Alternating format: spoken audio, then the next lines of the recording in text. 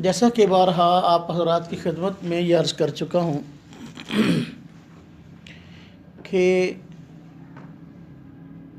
جھوٹے مدعیان نبوت اور جھوٹے مدعیان مہدویت اور مسیحیت آئے روز امت مسلمہ میں تشویش پیدا کر رہے ہیں، جس کی وجہ سے بہت سارے سادہ لوگ مسلمان ان کے ہتھے چڑھ کر شکار ہو جاتے ہیں اور حقیقی دین کو چھوڑ کر ابدی دین کو چھوڑ کر خرافات کے پیچھے چلنے لگتے ہیں۔ ہمارے ملک پاکستان میں بڑی سطح پر جو فتنہ اغیار کی طرف سے متعارف کروایا گیا اور پاک و ہند میں اس کی جڑیں مضبوط کرنے کی کوشش کی گئی، وہ فتنہ قادیانیت ہے۔ جب انگریز ہندوستان میں آیا تو اس نے لڑاؤ اور حکومت کرو کی پالیسی اپنائی اور مسلمانوں کو آپس میں لڑوانے کے لیے کئی طرح کی چالیں چلیں۔ کئی گمراہ متجددین کھڑے کیے، بدعات کے داعی کھڑے کیے، ملحدین کھڑے کیے، اسی طرح مرزا غلام محمد قادیانی کو کھڑا کیا اور اس نے نبوت کا دعویٰ کرنے کے ساتھ ساتھ انگریز کی کھل کر تائید کی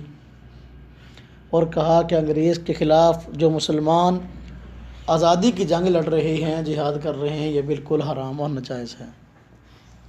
اس نے خود اپنی کتاب میں لکھا ہے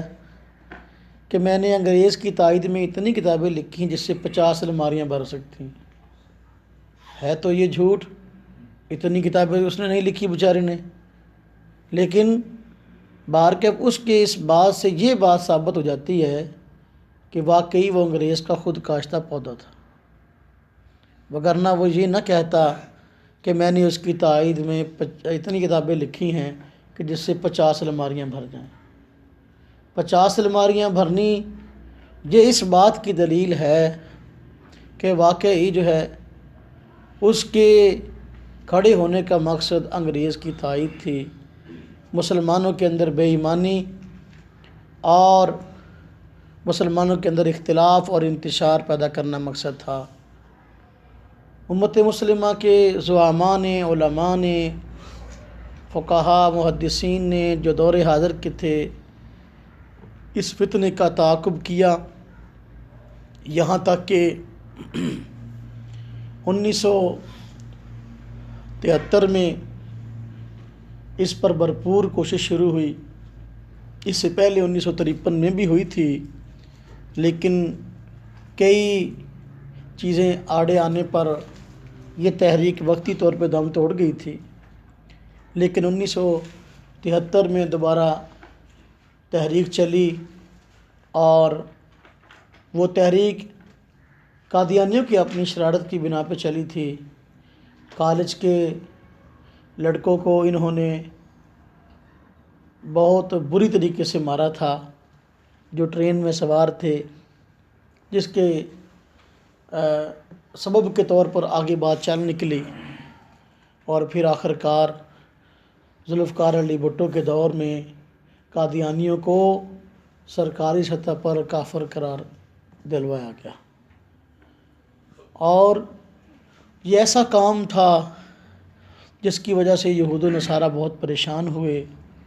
کیونکہ یہ ان کا خود کاشتہ پودا تھا اور پورے ہمارے ملک کے اندر یہ لوگ امت مسلمہ کی، ہماری فوج کی، ہمارے عدلیہ کی، ہمارے اداروں کی جاسوسی کرتے تھے اور ہمارے اندرونی راز پاکستان کے خلاف جو طاقتیں تھیں ان تک پہنچاتے تھے۔ بہرکیف علماء کرام کی محنت سے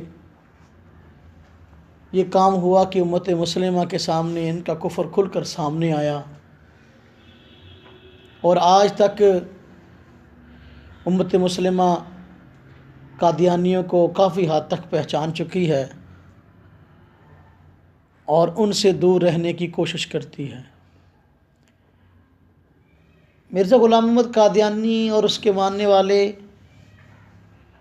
یہاں جب ان کے لیے کام کرنا مشکل ہو گیا تو باہر ناروے میں جا کر انہوں نے اپنا مرکز بنا لیا، اور وہاں پر مختلف ذرائع سے ٹی وی چینل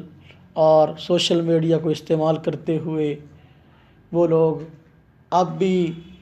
خاص طور پہ پاکستان میں اپنا شر پھیلانے کی کوشش کرتے ہیں، لیکن بہرکیف بہت حد تک ان حضرات کا تعاقب ہوا۔ تو اس وجہ سے جو غیر مسلم طاقتیں تھیں انہوں نے محسوس کیا کہ اب یہ تو بدنام ہو گئے، لوگ مرزائی بہت کم تعداد میں ہوتے ہیں، لوگوں کو اس فتنے کا تعارف ہو گیا ہے، تو ان کا شکار بہت کم ہوتے ہیں۔